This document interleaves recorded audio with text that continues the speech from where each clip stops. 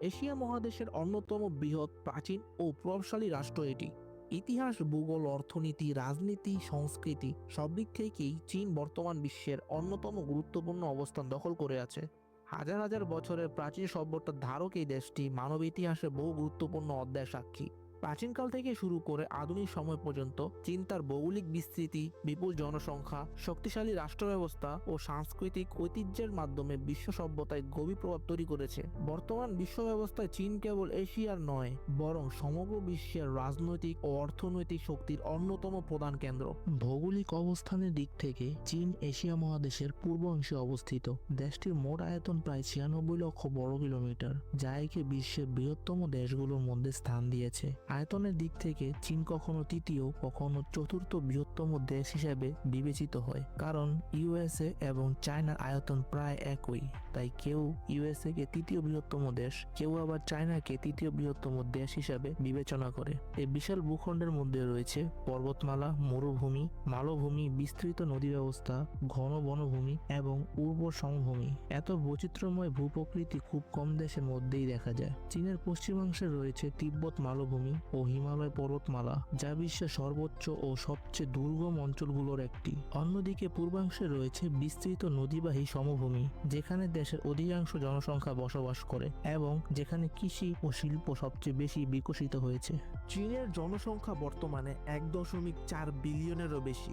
বিপুল জনসংখ্যা চীনের জন্য একদিকে যেমন বিশাল শ্রমশক্তি ও বৃহৎ অভ্যন্তরীণ বাজার তৈরি করেছে, অন্যদিকে শিক্ষা, স্বাস্থ্য ব্যবস্থা, খাদ্য নিরাপত্তা, বাসস্থান ও কর্মসংস্থানের মতো ক্ষেত্রে বড় চ্যালেঞ্জেরও সৃষ্টি করেছে। এই চ্যালেঞ্জ মোকাবিলার জন্য চীন সরকার বিভিন্ন জনসংখ্যা নিয়ন্ত্রণ নীতি, অর্থনৈতিক সংস্কার এবং সামাজিক উন্নয়নমূলক কর্মসূচি গ্রহণ করে আসছে। অর্থনৈতিক হিসাবে চীন বিশ্বের দ্বিতীয় বৃহত্তম অর্থনীতি। চীনের মোট জিডিপি আনুমানিক $19.4 ট্রিলিয়ন এবং মাথাপিছু আয় প্রায় $14,000। এক চীনা ইউয়ান বাংলাদেশি 17.35 টাকারও বেশি। চীনের রাজধানী বেইজিং দেশটির রাজনৈতিক, প্রশাসনিক ও সাংস্কৃতিক জীবনের কেন্দ্রবিন্দু হিসাবে দীর্ঘদিন ধরে গুরুত্বপূর্ণ ভূমিকা পালন করে আসছে। এটি গণপ্রজাতন্ত্রী চীনের কেন্দ্রীয় শাসন ব্যবস্থার মূল ঘাঁটি, যেখানে জাতীয় সংসদ, ন্যাশনাল পিপল কংগ্রেস, রাষ্ট্রপতির দপ্তর এবং চীনা কমিউনিস্ট পার্টির কেন্দ্রীয় সদর দপ্তর অবস্থিত। ফলে রাষ্ট্র পরিচালনার গুরুত্বপূর্ণ সিদ্ধান্ত, নীতি নির্ধারণ এবং জাতীয় প্রশাসনিক কার্যক্রম মূলত এই শহর থেকে পরিচালিত হয়। বেইজিং চীনের রাজনৈতিক ক্ষমতার প্রতীক এবং দেশের অভ্যন্তরীণ ও বৈদেশিক নীতির কেন্দ্রস্থল হিসাবে পরিচিত। প্রশাসনিক কাঠামোর দিক থেকে চীন একটি সমাজতান্ত্রিক রাষ্ট্র, যেখানে একদলীয় শাসন ব্যবস্থা কার্যকর। চীনা কমিউনিস্ট পার্টি রাষ্ট্র পরিচালনা মূল কেন্দ্রবিন্দু। প্রশাসনিকভাবে চীনের মোট 34টি প্রদেশ স্তরের বিভাগ রয়েছে। এই বিভাগগুলো 4টি প্রধান শ্রেণীতে বিভক্ত। এর মধ্যে রয়েছে 23টি সাধারণ প্রদেশ, যেমন হ্যানান, সিচুয়ান, গুয়াংডং, হুবে ও শাংডং ইত্যাদি। এসব প্রদেশে চীনের অধিকাংশ জনগণ বসবাস করে এবং কৃষি ও শিল্প উভয় ক্ষেত্রেই এই প্রদেশগুলোর গুরুত্বপূর্ণ ভূমিকা রয়েছে।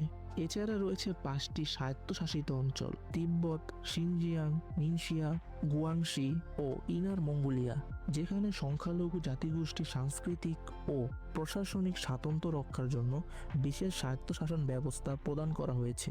চীনের 4টি সরাসরি প্রশাসিত মহানগর হল বেইজিং, সাংহাই, তিয়ানজিন ও সংসিং, যেগুলো সরাসরি কেন্দ্রীয় সরকারের অধীনে পরিচালিত হয়।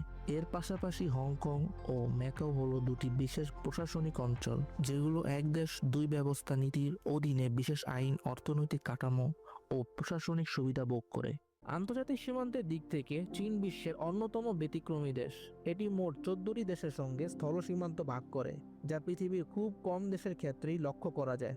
এই দেশগুলো হলো Russia, Mongolia, Kazakhstan, Kyrgyzstan, Tajikistan, Afghanistan, Pakistan, Bharat, Nepal, Bhutan, Myanmar, Laos, Vietnam এবং উত্তর কোরিয়া। এত সংখ্যক প্রতিবেশী দেশের সঙ্গে সীমান্ত থাকার কারণে চীনের পররাষ্ট্রনীতি অত্যন্ত জটিল ও কৌশল নির্ভর। সীমান্ত নিরাপত্তা, বাণিজ্য, কূটনৈতিক সম্পর্ক এবং আঞ্চলিক স্থিতিশীলতা রক্ষায় চীনকে গুরুত্বপূর্ণ ভূমিকা পালন করতে হয়। অর্থনৈতিক দিক থেকে চীন বর্তমানে বিশ্বের অন্যতম বৃহৎ অর্থনীতি। শিল্প, কৃষি, প্রযুক্তি ও রপ্তানিতে চীন ব্যাপক অগ্রগতি অর্জন করেছে। ইলেকট্রনিক্স, যন্ত্রপাতি, গাড়ি, পোশাক ও প্রযুক্তি পণ্যের প্রধান উৎপাদক হিসেবে চীন বিশ্বের কারখানা নামে পরিচিত। সাম্প্রতিক বছরগুলোতে কৃত্রিম বুদ্ধিমত্তা, মহাকাশ প্রযুক্তি ও নবায়নযোগ্য জ্বালানিতে চীন উল্লেখযোগ্য সাফল্য দেখিয়েছে।